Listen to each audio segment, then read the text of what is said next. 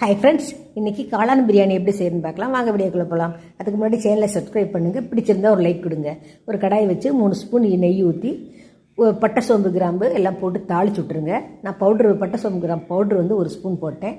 போட்டு ஒரு வெங்காயம், ஒரு பச்சை மிளகாய், ஒரு கை புதினா தலை, 2 தக்காளி பழம், கஸ்தூரி மேத்தி 1 ஸ்பூன் எல்லாத்தையும் போட்டு கலந்து விட்டுட்டு 1 ஸ்பூன் மிளகாய்த்தூள், 1 ஸ்பூன் மல்லித்தூள் போட்டுட்டுங்க.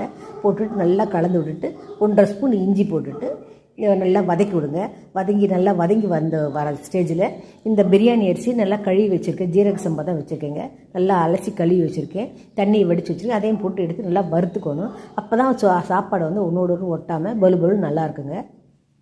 இந்த காளான் அரிஞ்சு வச்சுருக்க காளானே எடுத்து போட்டு 1 டம்ளர் அரிசி எடுத்திருக்கேன்.